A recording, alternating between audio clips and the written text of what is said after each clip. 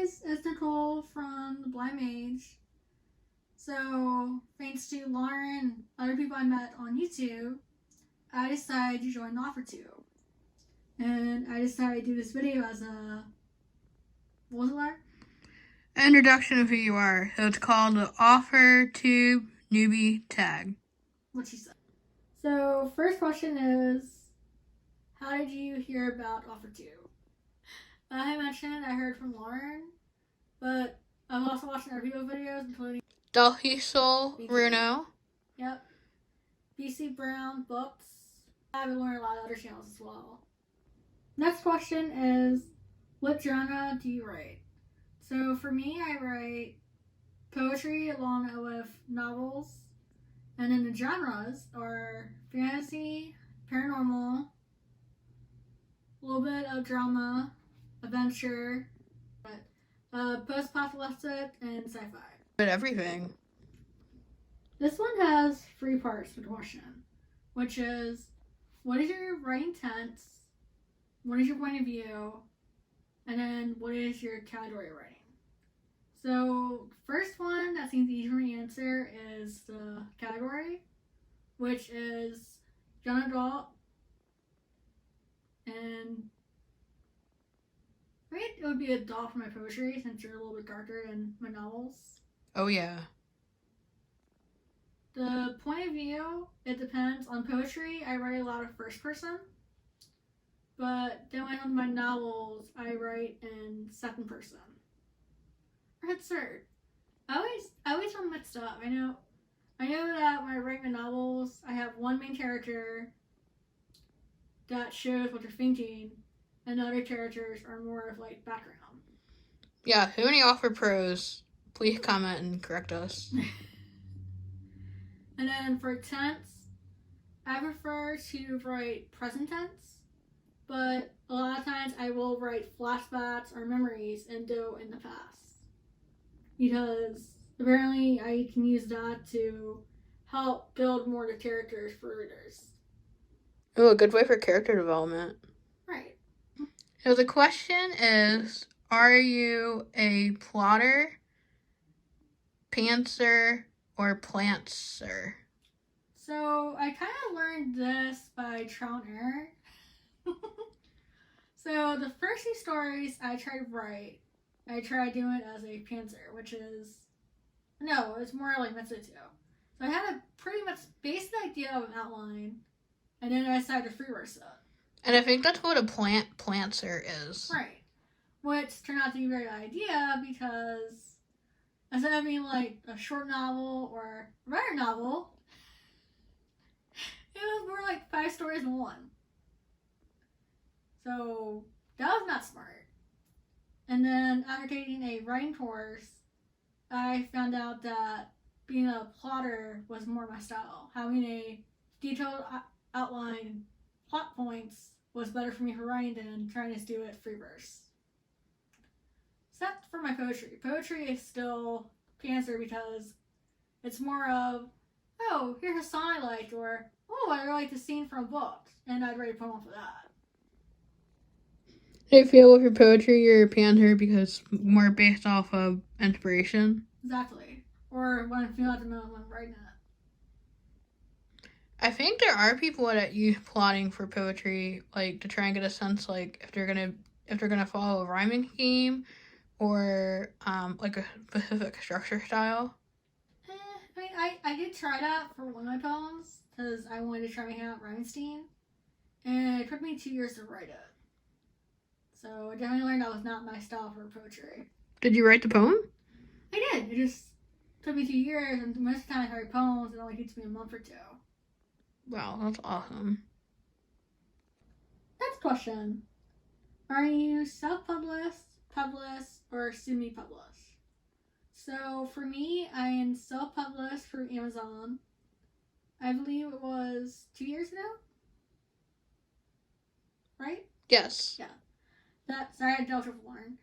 When I published my poetry collection book called Sherwood Asylum, it was a collection of poetry from when I first started writing poetry in middle school all the way till college. Right, and then you had a actual publishing house reach out to you. All right, I was right about that. Yeah. So 2 years in a row, I was published in a poetry anthology by Z Publishing. And then you've also had your poem featured in anthologies from Dream Punk Publishing as well. All right, I forgot about that one. Yeah, I was right one. Sorry. It's okay. Would you want to be published like in a giant name publishing house? I mean, I would love that because I found out through Amazon that it did not really work well. Like, I mean, it was good for my first book to learn from it, but at the same time, I feel like I'm still not really stuttered for poetry. And I know, working on my new book, that I should do more research, be more careful before I publish it. Next question, I'm still deciding on since I'm still pretty new to YouTube and Authortube.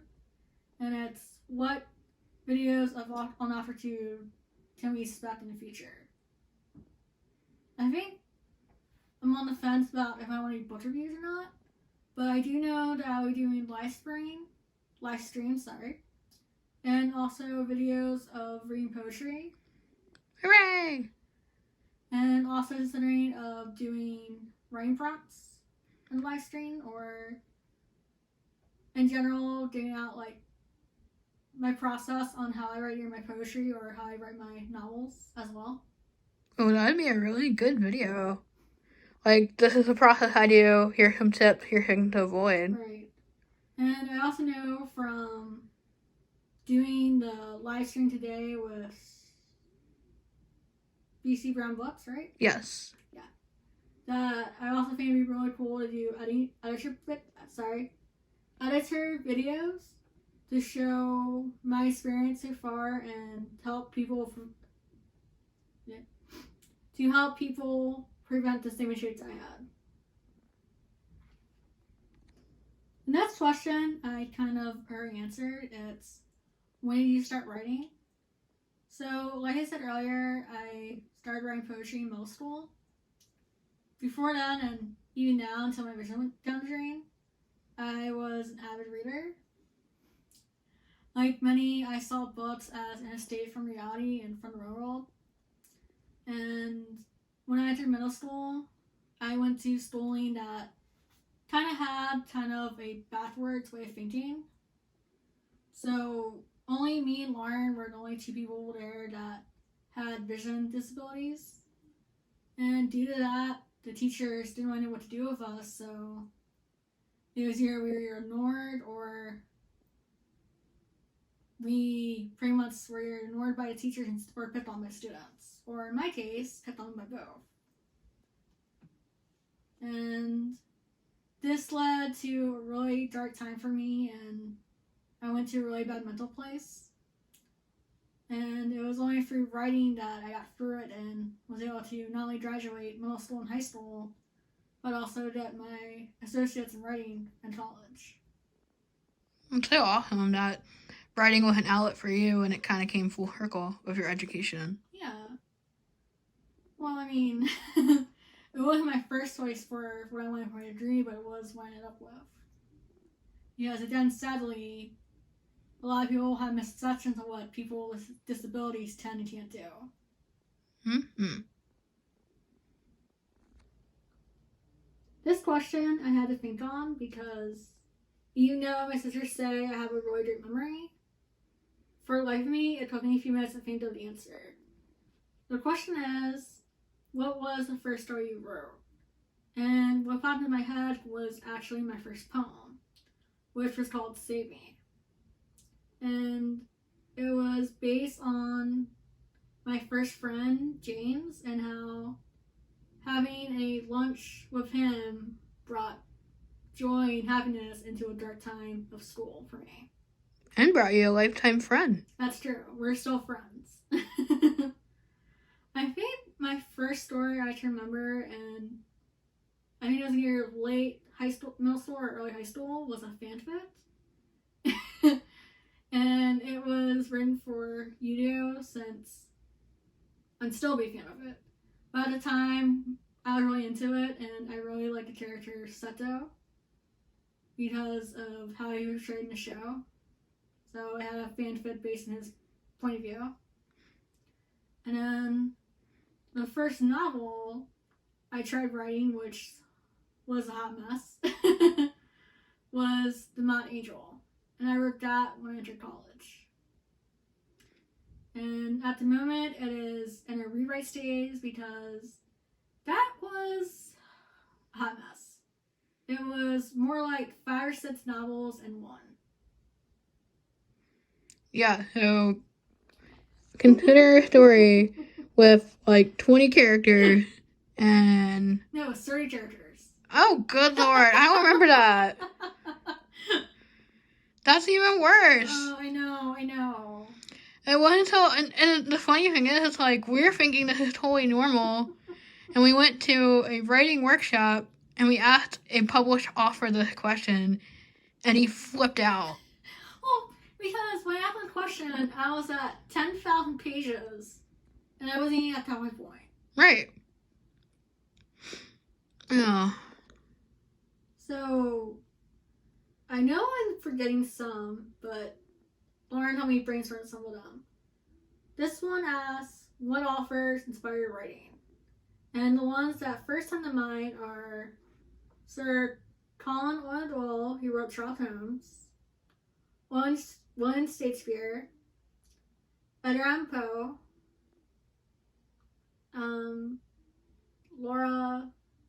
Laurie Anderson. Yeah, thank you.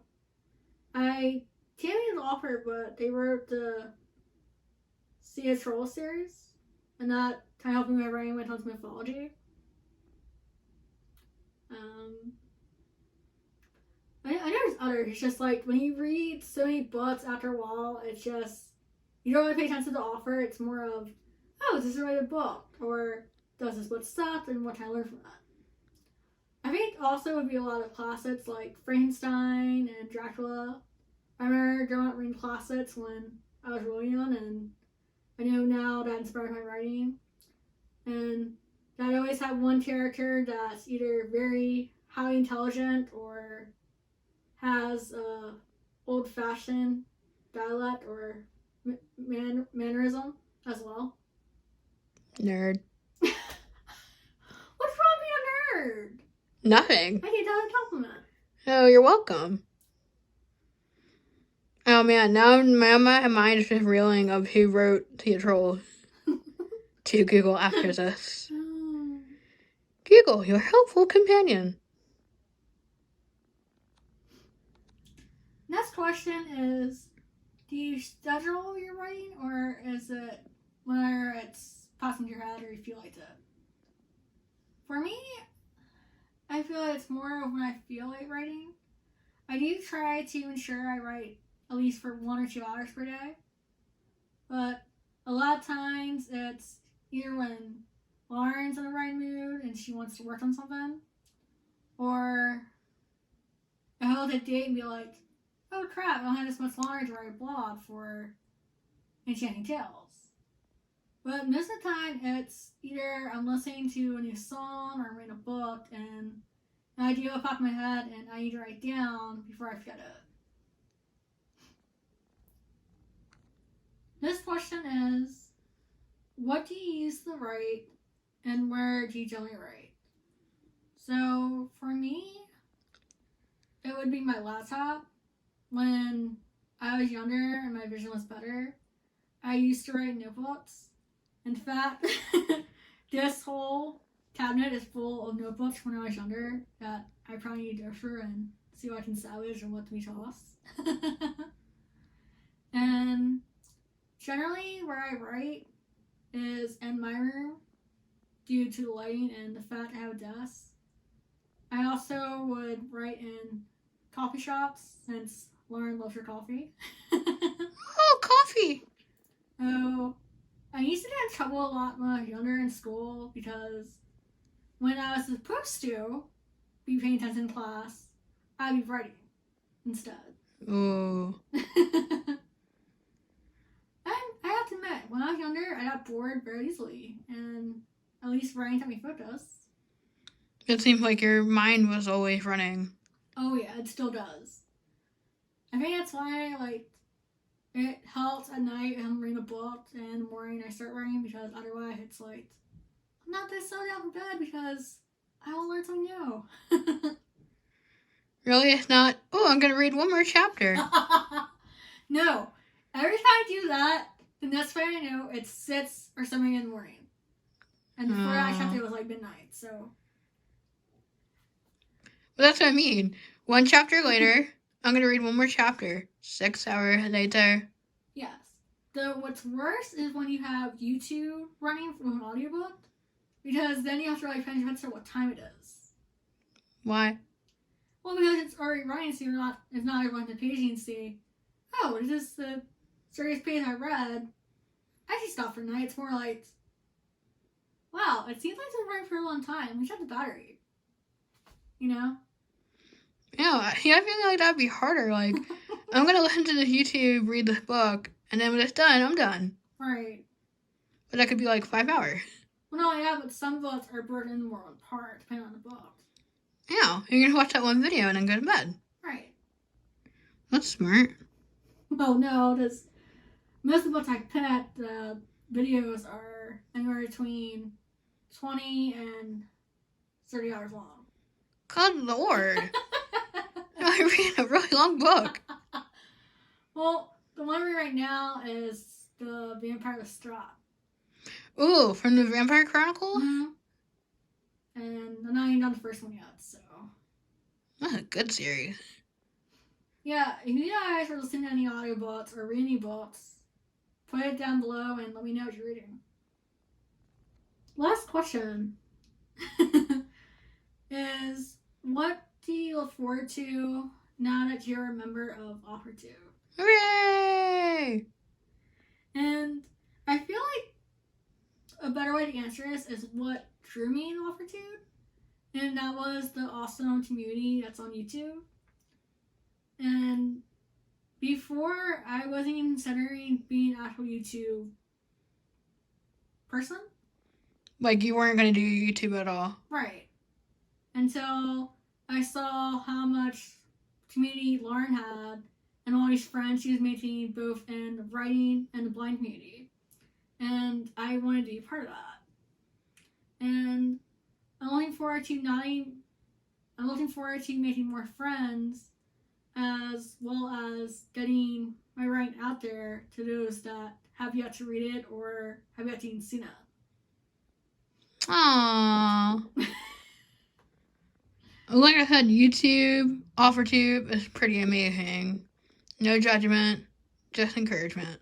I know that, and I feel like the reason why it took me a while to jump into it and try it is, being an introverter, sometimes it's hard to want to be on camera or want to be filmed. Even though I have a lot of experience for theater, it's still sometimes hard to put yourself out there. Yeah, you can have your own worst enemy telling you not to do it. Exactly. But I'm proud of you for doing it. Aww. So, now on the questions, I hope that it helps you guys get to know me a little bit better. I haven't decided yet on when I'm going live. I need to pick the day and date through Carol. Hopefully she can help me. But I will be in live stream with Lauren, or her channel is known as Divide by Sight, which is going to be Sunday from 3 to 5 p.m. Eastern. Yep. And I will, as usual, be in the comments reading out loud. Oh, thanks. Because StreamYards likes to skip and jump comments already. Oh, yeah. And then being blind trying to read them. Not so easy. So until next time, farewell and Mary be.